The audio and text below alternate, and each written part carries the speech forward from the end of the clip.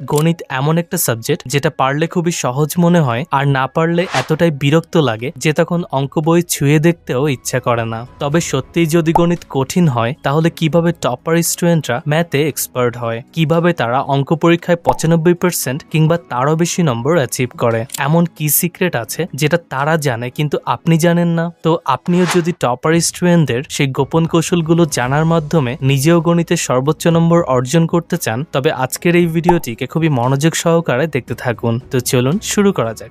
জীবনে যে কোনো ফিল্ডে সফল হবার জন্য সবচেয়ে গুরুত্বপূর্ণ হলো আত্মবিশ্বাস।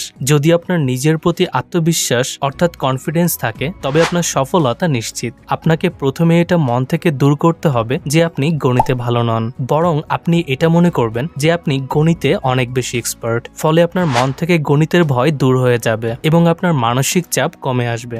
বাস্তবে গণিত অন্য সকল সাবজেক্টের চাইতে অনেক বেশি সহজ, কারণ অন্যান্য থিওরি সাবজেক্ট যেমন বাংলা, সমাজ, ধর্ম এসব বই পড়ার সময় আমাদেরকে অনেক টপিক মুখস্থ করতে হয়, কিন্তু ম্যাথ সম্পূর্ণ লজিকের উপর নির্ভর করে। যদি আপনি একটু মাথা খাটিয়ে প্রতিটি অঙ্কের বেসিক প্রিন্সিপাল এবং কনসেপ্টগুলোকে আয়ত্ত করতে পারেন তবে সব অঙ্কই আপনার কাছে সহজ মনে হবে। ফলে পরীক্ষায় যে কোনো অধ্যায় থেকে যতই কঠিন প্রশ্ন আসুক না কেন আপনি সেটি খুব সহজেই সলভ করতে পারবেন। তাছাড়া আপনি যখন যে অধ্যায়ের অঙ্ক করবেন তখন প্রথমেই সেই অধ্যায়ের সূত্রগুলোকে খুব ভালোভাবে আয়ত্ত করে নেবেন। অঙ্ক করার সময় সূত্রগুলোকে কখনোই বই থেকে দেখবেন না, কারণ পরীক্ষার হলে আপনি কিন্তু বই থেকে সূত্র দেখার কোনো সুযোগ পাবেন না। তাই সেগুলোকে আগেই আপনার ব্রেইনে সেভ করে রাখতে হবে।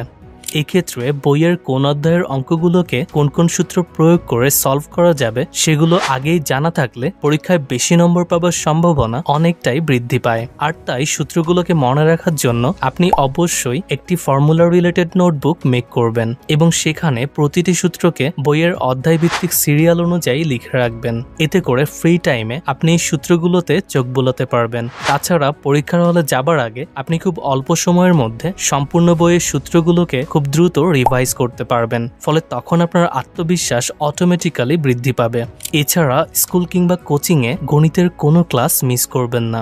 বিশেষ করে যেদিন কোনো অধ্যায়ের প্রথম ক্লাস থাকবে সেদিন তো মিস করাই যাবে না, কারণ প্রথম ক্লাসে শিক্ষক সেই অধ্যায়ের কনসেপ্ট নিয়ে বিস্তারিত আলোচনা করে, যেটি আপনাকে খুব মনোযোগ সহকারে বুঝতে হবে। একমাত্র তবেই আপনি সেই অধ্যায়ের অঙ্কগুলোকে খুব ভালোভাবে আয়ত্ত করতে পারবেন, না হলে সেগুলো পরে অনেক বেশি কঠিন মনে হবে। মনে করুন আপনি গাড়ি চালানো শিখতে চান। এখন গাড়ি চালানোর কৌশলগুলোকে মুখস্থ করলেই কি আপনি সেটিকে চালাতে পারবেন? নিশ্চয়ই না। এটিকে চালানোর জন্য আপনাকে অবশ্যই একজন এক্সপার্ট ড্রাইভারের সাহায্য নিয়ে সেটিকে কিছুদিন নিয়মিত চালানোর প্র্যাকটিস করতে হবে। একইভাবে গণিতে ভালো করতে চাইলে অঙ্কগুলোকে শুধুমাত্র দেখলে কিংবা মুখস্থ করলেই হবে না, সেগুলোকে বাসায় পড়ার টেবিল চেয়ারে বসে নিয়মিত প্র্যাকটিস করতে হবে। কারণ প্র্যাকটিস না করে আপনি যদি অঙ্ক সলিউশন বুক থেকে দেখেন তখন এগুলোকে দেখতে সহজ মনে হলেও পরীক্ষায় সেই একই অঙ্ক আসলেও আপনি কিন্তু তখন আর সেটি করতে পারবেন না, কারণ নিয়মিত চর্চা করার অভাবে তখন কিছুটা করার পরই দেখবেন আপনার আর সেটি মনে আসছে না। তবে আপনি যদি আগেই এই অঙ্কগুলোকে বাসায় কয়েকবার প্র্যাকটিস করেন সেক্ষেত্রে কিন্তু আপনার আর সেটি ভুল হবে না। ফলে আপনি এক্সামে নম্বর অনেকটাই বেশি পাবেন। তাই প্রতিদিন একটা নির্দিষ্ট সময় নিয়ে অঙ্ক প্র্যাকটিস করার অভ্যাস গড়ে তুলুন।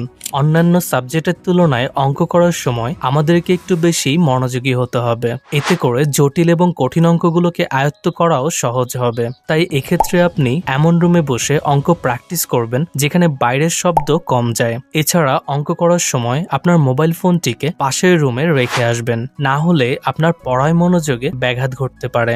এছাড়া কোনো অঙ্ক না পারলে হতাশ হবেন না, বরং সেটিকে পুনরায় সলভ করার জন্য চেষ্টা করবেন।